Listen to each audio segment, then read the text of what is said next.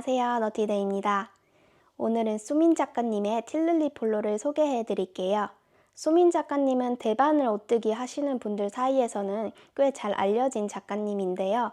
저도 예전부터 작가님 도안 중에 마음에 드는 게 많아서 언젠가 꼭 떠보고 싶다 생각하고 있었어요. 그중에 이 틸릴리 폴로는 처음 봤을 때부터 정말 좋아했고 초보인 저도 한번 도전해 볼 수 있을 것 같아서 작년에 도안 할인할 때 미리 사뒀다가 올해 4월에 큰맘 먹고 도전을 해봤어요. 이 틸릴로 폴로 디자인은 여름 느낌이지만 원작실은 여름용이 아니라는 후기가 많더라고요. 특히 한국 여름에는 입기 힘들다는 얘기를 많이 들었어요. 저는 지금 영국에 살고 있고 여기 여름이 한국이랑은 다르지만 저는 여전히 고슬고슬한 여름실을 더 선호하기도 하고 2년 전에 열매달 이틀에서 여름실들을 여러 가지 사둔 게 있어서 그 중에 어떤 실로 떠볼까 하다가 놀이실을 써보기로 했어요. 제가 가진 놀이실이 지간을 제외하고 253g이었는데요. 일합으로는 원작 실보다 가볍기도 하고 양도 충분해서 괜찮겠다 싶었는데 막상 게이지를 떠보니까 편물이 너무 구멍 숭숭하더라고요. 그래서 2합으로 떠보기로 하고 원작실 소요량을 기준으로 계산을 해보니까 이 놀이실로 제일 작은 사이즈 기준 270g 정도가 필요하더라고요. 근데 저는 소매랑 몸통을 좀 짧게 뜨면 제가 가진 이 실로도 가능할 것 같아서 일단 도전해 보기로 했어요. 참고로 지금은 열매달 이틀 실들이 100g 단위로 판매되고 있는 것 같은데 제가 2년 전에 샀을 때는 콘마다 감겨져 있는 실량이 달랐어요. 제 놀이실은 1합 기준으로 지간을 제외하고 253g이었는데요. 2합으로 뜨려면 실을 나눠야 해서 저울이랑 와인더로 최대한 절반인 126g 정도씩 나눠서 감은 뒤에 게이지부터 떠봤어요. 저는 실이 넉넉하지 않았기 때문에 게이지는 살짝만 떠서 세탁 전 게이지를 체크를 했는데 원작이랑 거의 비슷하게 나와서 그 게이지를 푼 다음에 바로 작품에 들어갔어요.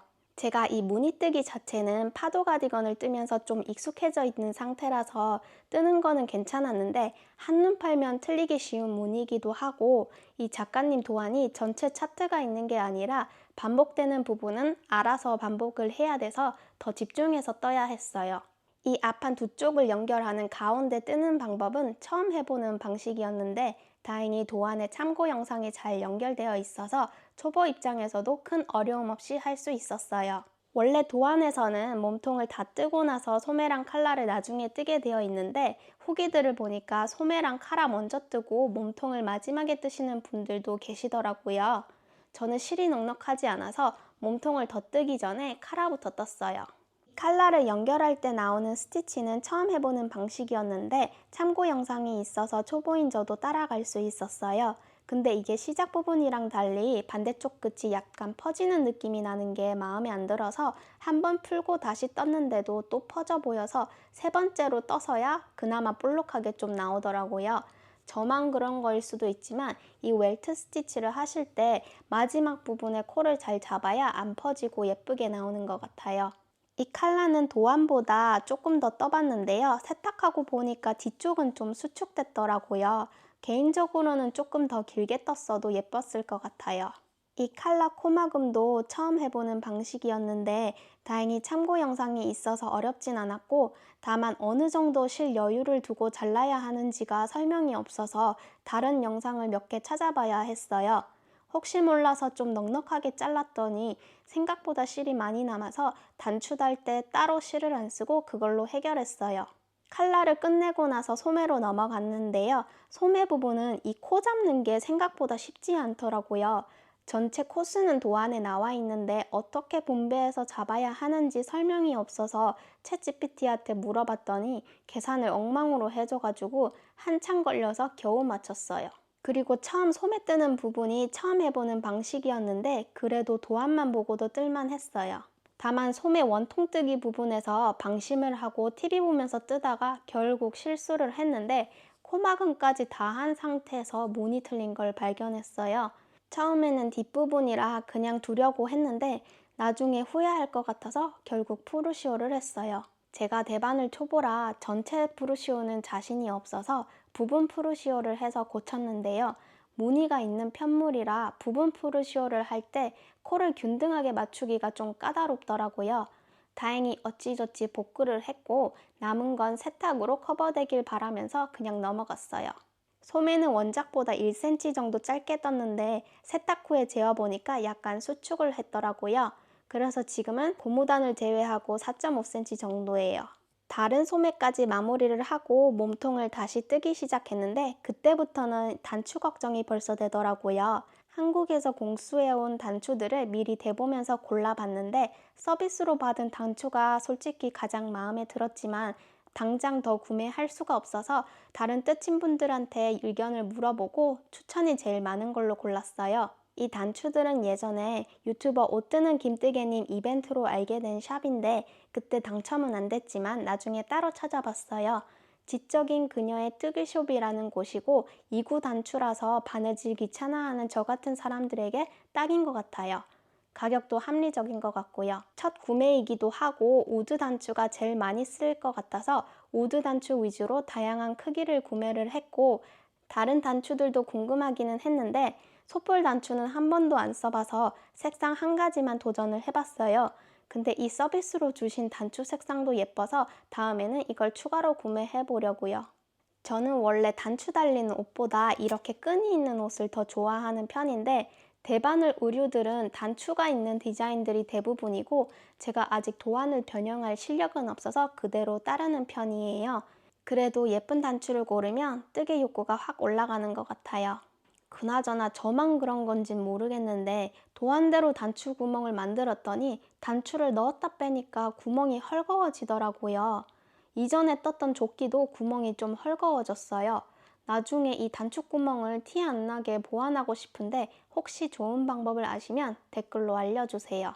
다시 뜨개 얘기로 돌아와서 이 작품만 단독으로 제가 잡은 게 아니라 그때 당시에 여러 가지 작품들을 이것저것 하고 있어서 금방 끝나진 않았는데요.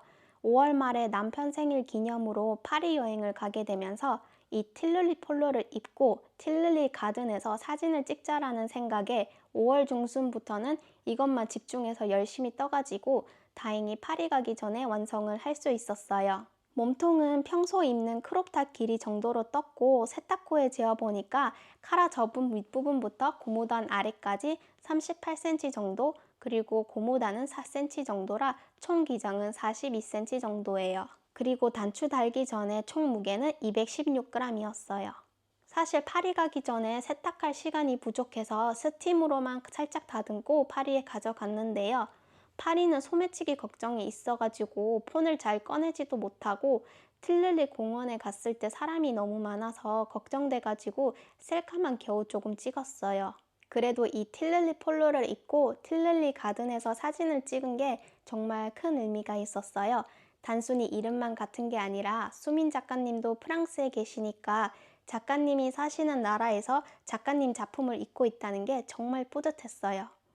사실 파리는 음식 말고는 다시 갈 생각은 딱히 없는 곳인데 남편도 그렇고 저도 이번 여행을 하고 나서 다른 프랑스 도시들도 한번 가보고 싶어졌어요.